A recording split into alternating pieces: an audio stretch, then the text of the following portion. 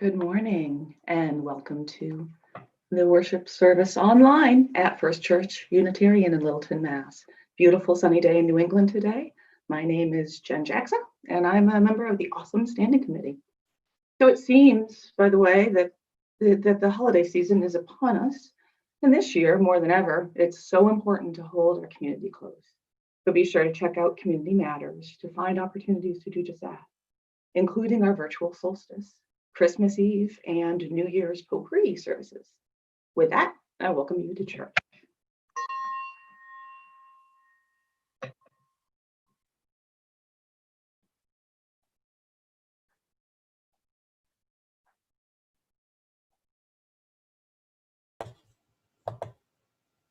Good morning. My name is Malley Lozeau. I'm the music director at First Church Unitarian, and I welcome you to listen to the Prelude this morning. It is a minuet in A minor by English composer Henry Purcell.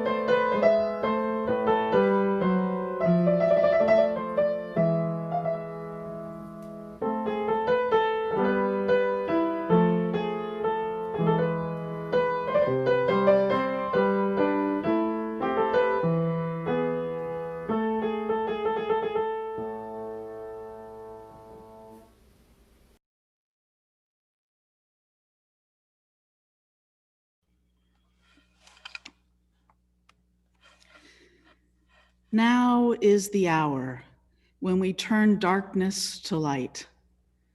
Now is the hour when we assemble those we love. Now is the hour when we kindle memory's flame. At first, these candles were oil throwing shadows on ancient temple walls. In the tender of our patchwork nation, our small celebration has ignited beyond its birth into a flare of identity and remembrance. To show Jews too can offer fuel for December's joy. But even if you have no memories of beloved elders chanting a guttural holy tongue while holding the Shamash aloft at dusk, the Menorah compels us all to consider how centuries change stories, how celebrations reflect as much as preserve, and how we shape consecration of our own rituals. We can all remember that it takes only a candle to light the way for each other. It takes only a candle to gather us together. It takes only a candle to set alight the bonfire of memory. The words of Rottenberg. Let us worship. Now is the time in our service where we light our chalice and say the words of our covenant. And this morning we will be led by Lainey and Julia McManus.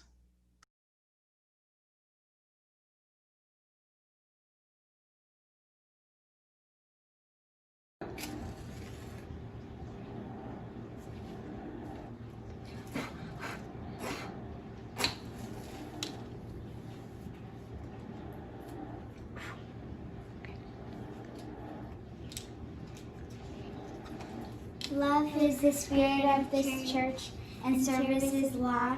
This is our great covenant, to dwell together in peace, to seek the truth in love, and to help one another.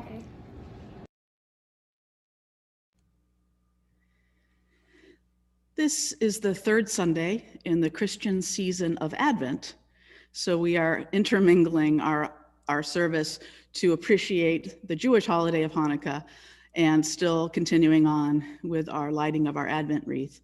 The first Sunday, you might remember, the candle was lit for hope. The second Sunday, we lit the candle for peace. And today, we light the third candle for joy. The third candle is pink in our Advent wreath, and that's because purple, the other candles are purple, and that's the color of either mourning or contemplation in many Christian liturgical traditions, and pink stands out as the Sunday of joy. So let this candle remind us that even in difficult times, we can still find joy.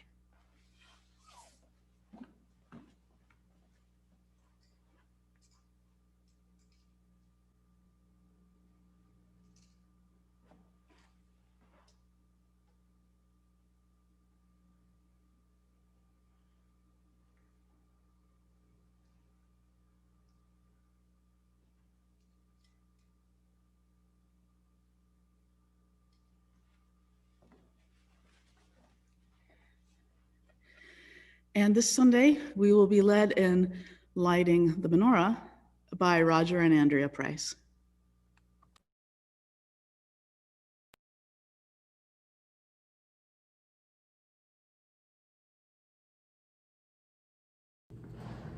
Tonight is the fourth night out of 8 nights that we light the menorah during the Hanukkah season. We light the menorah to commemorate the rebuilding and the repair of the Second Temple in Jerusalem, somewhere around 200 BC. I will now light the Shamash, or the helper candle, and Andrea will light each candle while we say the Hanukkah prayer. Baruch atah Adonai, Eloheinu melech haolam, asher kitshanu b'mitzvosav v'tzivanu lahadlik ner shel Hanukkah.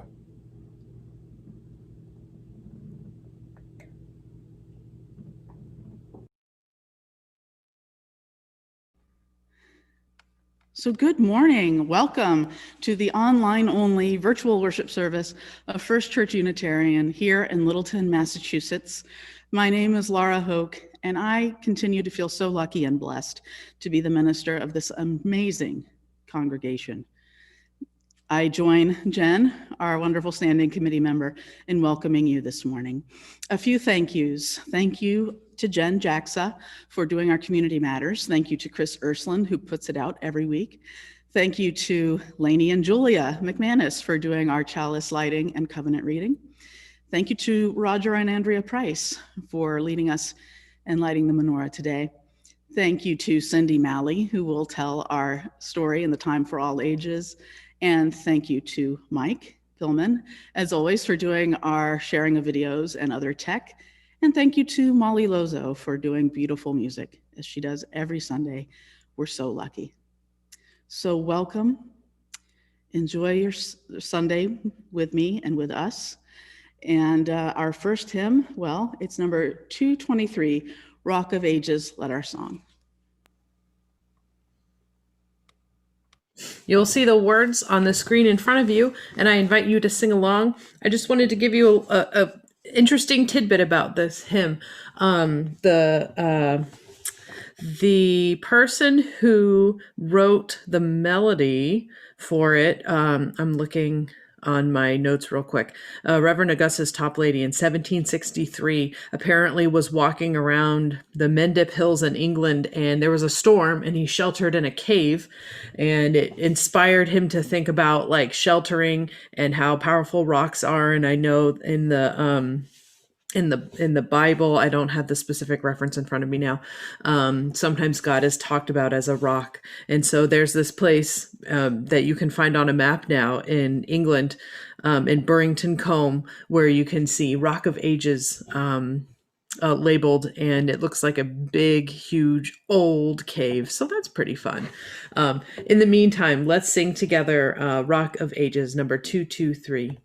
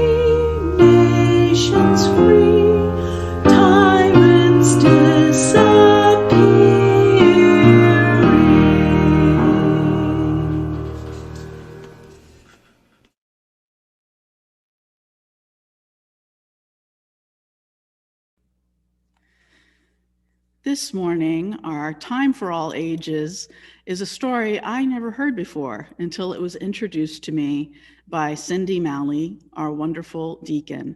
And Cindy will share that story with you now. Sit back and enjoy.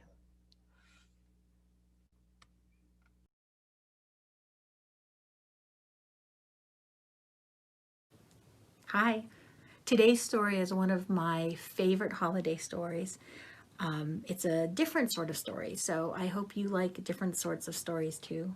I'll be reading The Latke Who Couldn't Stop Screaming, a Christmas story by Lemony Snicket.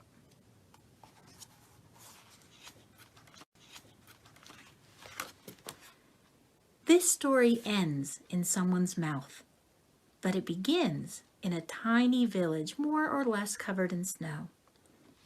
The snow had fallen during the long night, during which children had pressed their faces to the windows, looking for a glimpse of a man who they suspected of bringing them wonderful gifts. But instead, they heard a terrible noise from a certain cottage in the neighboring arrondissement, a word which here means place where something was being born. This cottage was already regarded with some suspicion, as it was the only place not decorated with flashing colored lights at this time of year. The thing that was being born was a latke, a word which here means potato pancake. Latkes are a traditional part of the celebration of Hanukkah, a holiday commemorating a miraculous Jewish military victory. Nearly everything in this world is born screaming, and the latke was no exception, even though the latke wasn't conceived and born the way you and I were conceived and born, but instead was fashioned from grated potatoes, chopped onion, beaten eggs, and a dash or two of salt. Once these ingredients were properly mixed, the latke was slapped into a pan full of olive oil, heated to a very high temperature, and this is when it began to scream. Ah! Ah! The latke was suffering so much that it leapt out of the hot pan and out the window of the cottage and began to run, screaming down the boulevard. Ah! This may seem like unusual behavior for a potato pancake, but this is a Christmas story in which things tend to happen that would never occur in real life. The latke ran past a row of flashing colored lights which hung from the rain gutters of a less suspicious cottage. "What's all the ruckus?" said the lights in unison. "We're the ones who are supposed to be dominating the neighborhood with our cheerful glow."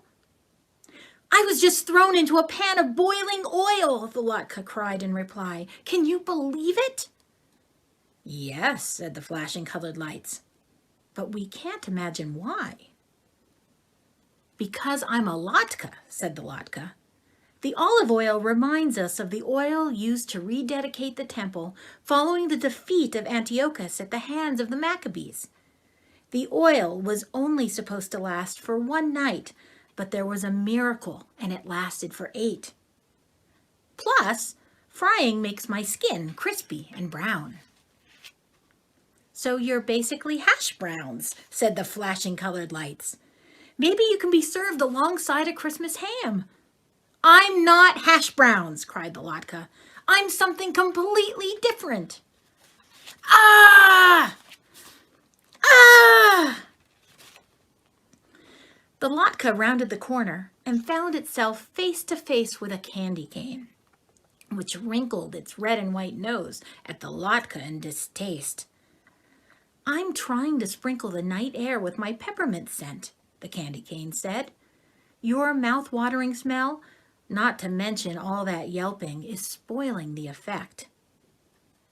"My mouth-watering smell is part of the cozy feeling of Hanukkah," the latke replied. "It reminds us that things are better now than they were in 175 BCE, when my people were not allowed to practice their religion. In order to study the Torah, they had to hide out in caves, and when they heard Greek soldiers approach, they pretended they were gambling with a small spinning top called a dreidel. Sort of like Joseph and Mary hiding out in the manger, said the candy cane.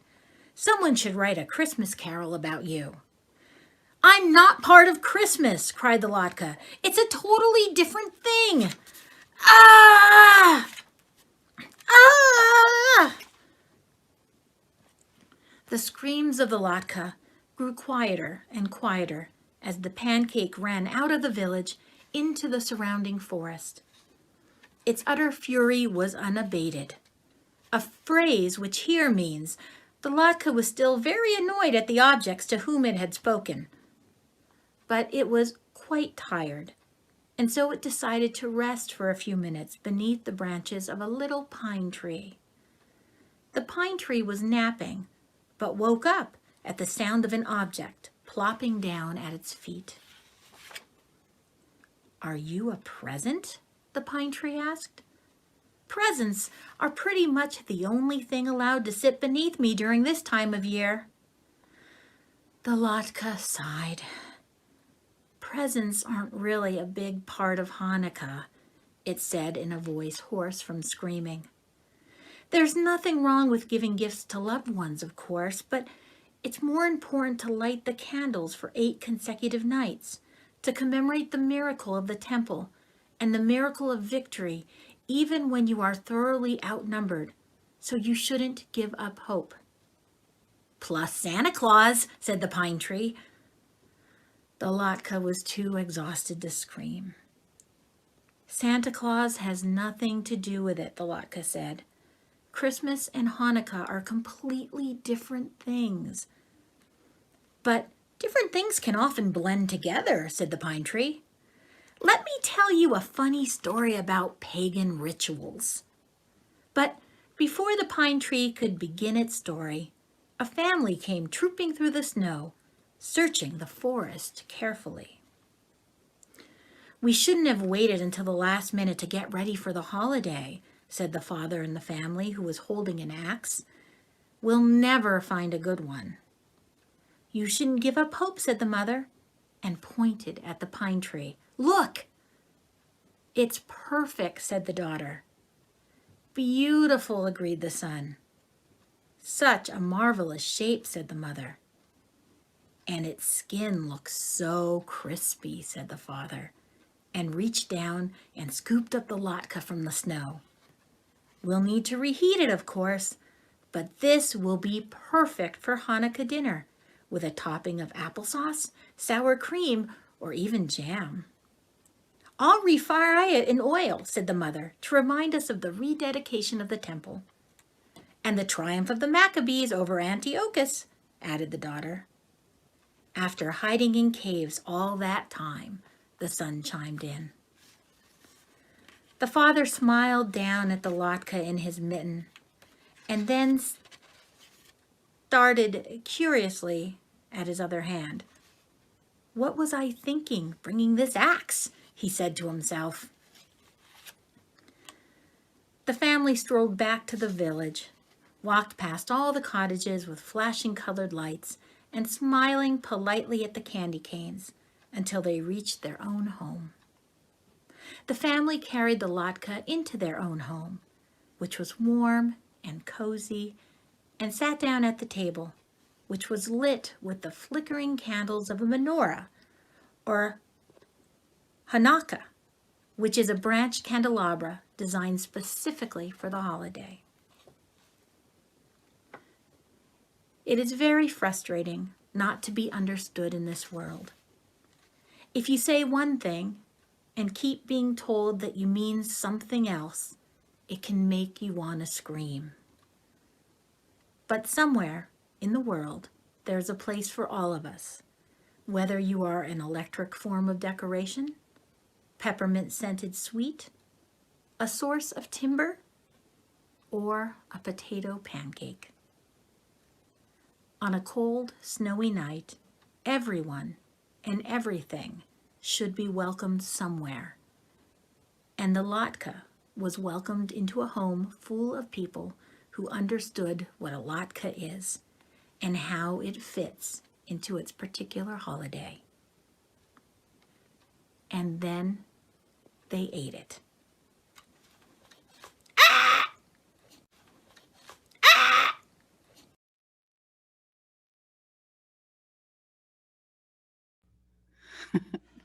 Thank you so much, Cindy. I get such a kick out of that story. Thank you for introducing it to us and for reading it today. This is the time for our offering. As you know, First Church Unitarian is a self-supporting congregation, and we depend on the generosity of our friends and members to keep things going for our good works here and for our good works out in the world. If you would like to send an offering or make a pledge payment and get it in today, whoops, I'm blocking it. The address is here to mail in a check, and you'll see the website address as well. If you go to the website, click on the yellow donate button, and you'll see all the instructions about doing that if you choose to do it that way. So thank you for your generosity. And this morning's offering will now be given and received in grateful appreciation. The music you're going to be hearing today during the offering actually comes from our hymnal. It's number 222, and the name is Mi Malel. And at the bottom of the page, it says the words and music are a Hebrew folk song, which didn't give me very much information. Doing some research, I learned that this is a popular folk song sung around this time of year. And I've never heard of it before. And I'm curious if any of you have sung it before or anything like that. You should let me know. I'd be curious to hear. But what I've done is I've taken what's in the hymnal and I've kind of made a fantasy with it. I've played some of the chords. I've added some chords. I've played some of the melodies, and I've kind of made a variation on it. So I hope you enjoy this variation of 222.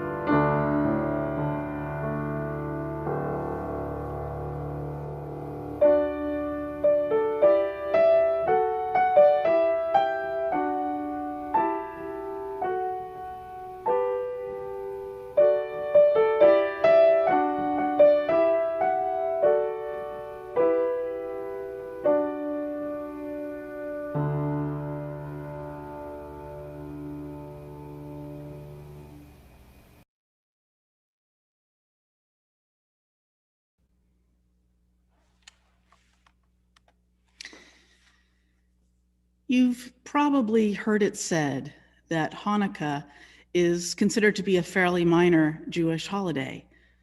It's not as important as Rosh Hashanah or Yom Kippur, which we talked about here in September. It's not as important as Passover, which we celebrate here most years with a Seder led by some of our congregants from Jewish heritage. Hanukkah is a fairly minor holiday in part because it's the only Jewish holiday that is not mandated in the Hebrew Bible. The story of Hanukkah can be found in the non-canonical Book of Maccabees, which was written in Greek rather than Hebrew, and it's discussed relatively briefly by the rabbis in the Talmud. That's it. It's nowhere to be found in the Hebrew Bible, and so that is to say, it's apocryphal. Most of us Gentiles, if we were asked what the miracle is that's celebrated at Hanukkah, we would probably say something about the temple oil lasting longer than one would have thought. There was only enough oil for one night and it lasted for 8. And the menorah itself, or the Hanukkah, certainly provides a beautiful visual reminder of that part of the story. But many learned rabbis and other learned Jews will point out that the real miracle of Hanukkah is the underdog victory of the Maccabees, fighting against the Hellenization of Judaism and more. The miracle of the oil, many learned rabbis will say, was more or less a fairy tale tacked on to the story of the Maccabee victory against all odds. After the victory, the temple was reclaimed and it needed to be cleansed and rededicated to God, to Yahweh. The word Hanukkah itself comes from the Hebrew word for dedication. And of course, this is the part of the story where the Maccabees had just enough oil for one night or one day. And in fact, the temple lamps stayed lit for 8. You can see how, though, that might be not quite as miraculous as the amazing underdog victory against a far bigger army. And so Hanukkah will always be associated with miracles, though some would argue that the real miracle of Hanukkah is that there was no miracle. That is, it was the Maccabees, a small group of thoughtful, committed people, as Margaret Mead would say, who changed the world. It was the very human Maccabees who mounted the brave, maybe even foolhardy resistance. And it was the Maccabees who rededicated the temple and who lit the oil and tended it for the 8 days and nights. As one of my favorite rabbis, Rabbi Rachel Barenblatt, the blogger known as the Velveteen Rabbi, puts it, the Hanukkah miracle was just a cruise of oil lasting longer than it should have, like those trick birthday candles that refuse to go out.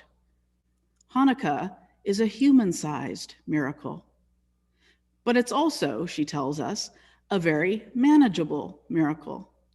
It's something we can almost reenact, lighting our little candles against the darkness, increasing in light by day as we move through the darkest time of the year, she writes. She also points out that the Hanukkah miracle required humans in order for it to happen.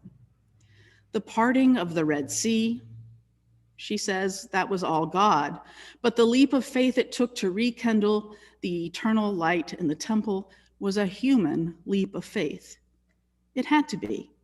Only humans can make that leap. God can't do that, she writes.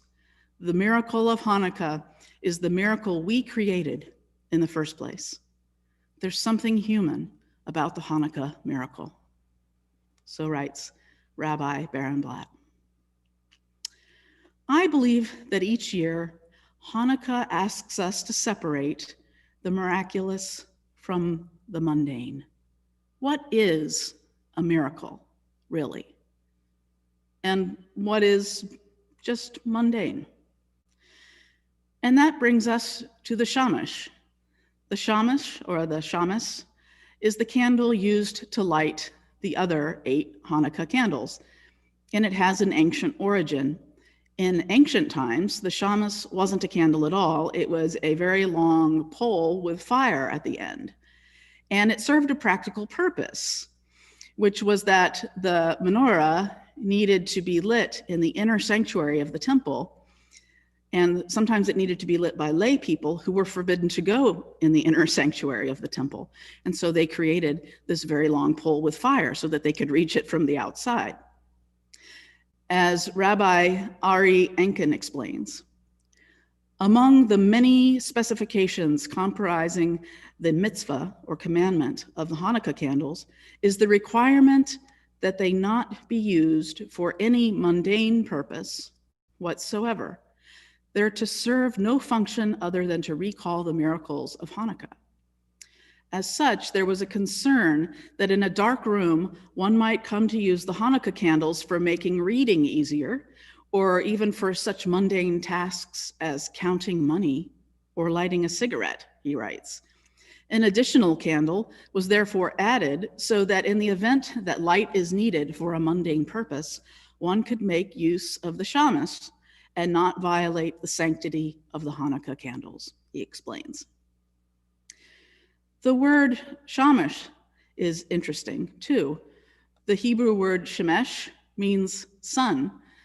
In ancient Mesopotamia, there was a sun god named Shamash. Another interesting pagan tale. In the ancient Canaanite tradition, Shemesh is a sun goddess. And the name Shamash for this candle that lights the Hanukkah, or the Hanukkah candles of the Hanukkah, derives from this. So yes, Hanukkah has a tie-in to earlier pagan traditions through the Shamash. Shamash in Hebrew means servant. The sun is a servant to humanity, in a sense, and the Shamash candle is sometimes known as the helper candle, or the attendant candle, or the servant candle. It's also set apart from the other 8 candles on the menorah in some way. Some menorahs put the Shamash lower than the other 8 lights, and some put it off to the side, as the one that you saw lit this morning by Roger and Andrea. But more often than not, it sits above the candles and in the middle, as the one we have here. Rabbi Enken tells us that most rabbis ruled that the Shamash should be higher than the other candles, but he notes another rabbinical opinion that one should make the Shamash bigger than the other candles so that its light will be the brightest. Now, I share that detail because it's sort of curious that most rabbis would say that the Shamash should be the highest or the biggest and the brightest of the lights, given that, as Rabbi Enken notes, the Shamash really isn't required by any Jewish laws at all. The requirement, or the mitzvah for the holiday, is to light the other 8 candles. The Shamash is then, in other words, a non-mandated part of an apocryphal holiday. It might be optional, but I would never say that the Shamash is unimportant. For one thing, in the modern Hanukkah, a Shamash holder is virtually universal. And that's the first lesson I take from the Shamash. There's a difference between the law of God, or moral law, if you prefer. There's a difference between what moral law mandates and specifies and what the law of human beings or governments requires. People of faith know that moral law, or some would say God's law, trumps the laws of governments. As Martin Luther King Jr. said so memorably, never forget that everything Hitler did in Germany was legal. It's up to humans, good people everywhere, to discern what is written down and what is necessary and what is right. And doing the right thing, fulfilling moral law, sometimes requires creative human solutions. The Shamash was one such creative human solution. Another thing about the Shamash, as Rabbi Paul Kipnis points out, you could just use a match, or I suppose a Zippo, or what have you, to light the 8 Hanukkah lights. But the Shamash makes a kind of unofficial gateway or bridge between the sacred and the profane. Somehow using a Zippo to light Hanukkah candles feels crass. The Shamash could be lit by a Zippo and then used itself to light the Hanukkah candles, and that feels so much more dignified. It gives a sense of reverence. Sometimes the sacred can feel unapproachable. It can feel so distant. The divine can seem transcendent or far away. But the divine is as close as your own heartbeat. And the Shamash is a homey candle in a way, reminding us how close the sacred or the divine really is to us. You actually hold the Shamash for a while in your hand, unlike the other candles in the menorah, which you mostly just touch to put into the menorah and then keep your distance. The Shamash is the helper. It's there to help. It makes the lighting of the holy candles possible. But lest we forget, you, the human, are the one really making that possible. I have yet to hear about God coming from the sky to light the menorah. I have yet to hear about a bolt of lightning lighting menorah. Humans light the candles.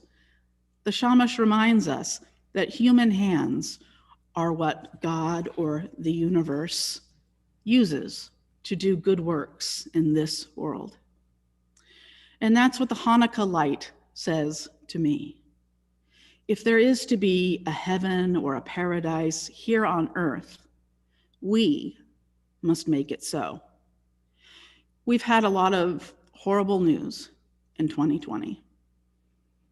Many of us also struggle with the early night and the darkness in December.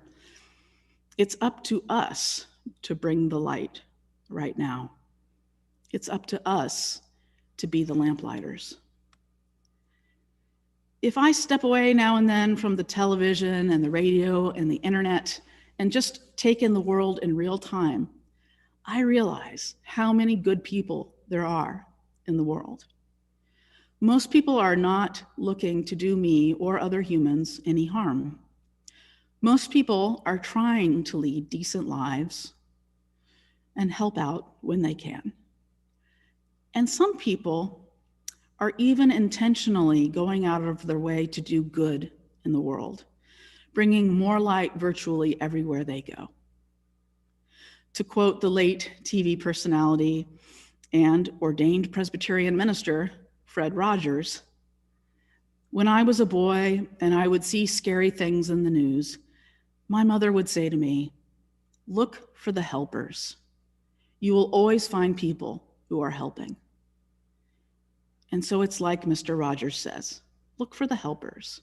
Better yet, be one of the helpers. Be the Shamash.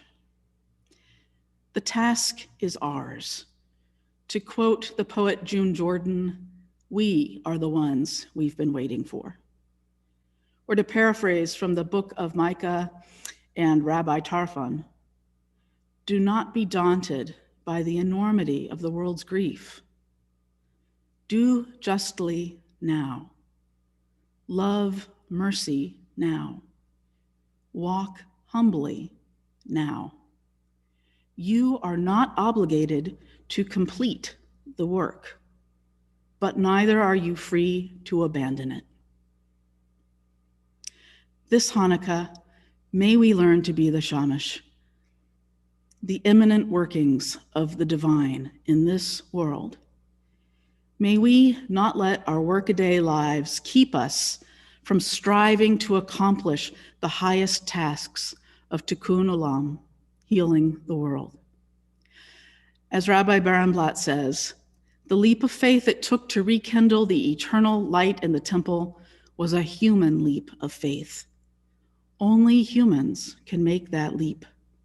The miracle of Hanukkah is the miracle we created in the first place.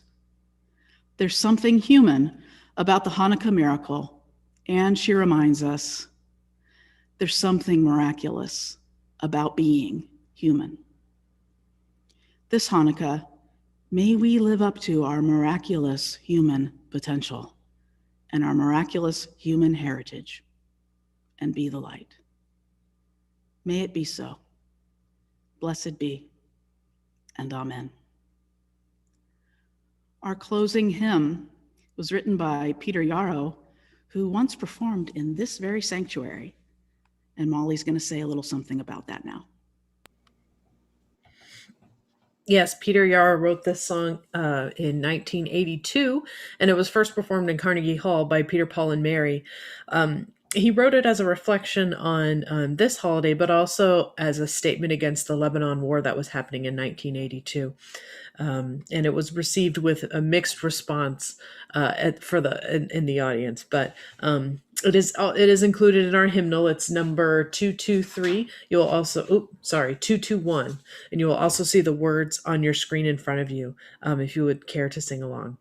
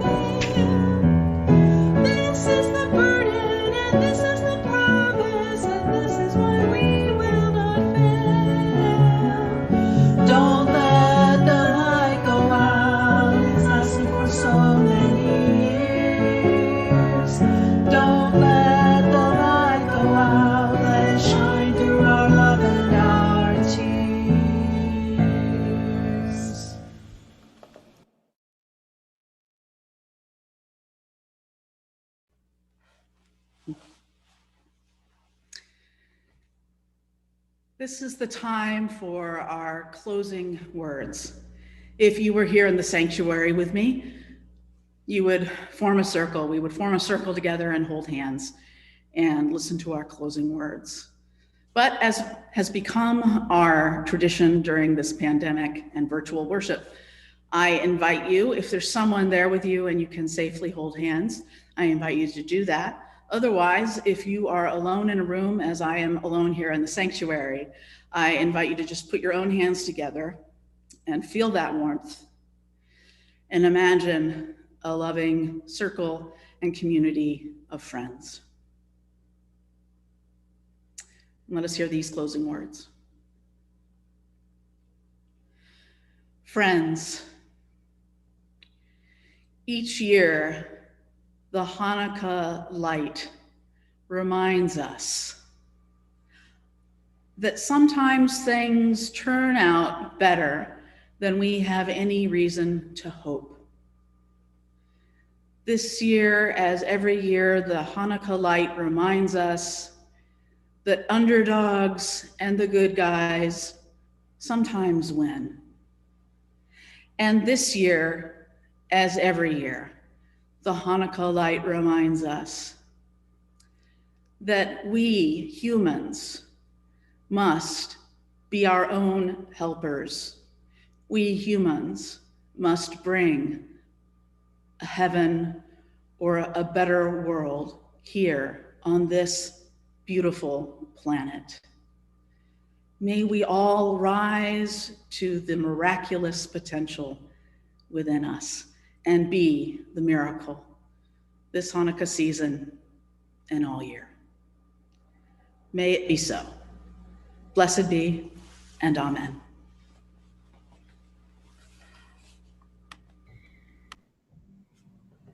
Our postlude today is by Felix Mendelssohn, a Jewish composer who lived in Germany in the early mid 1800s.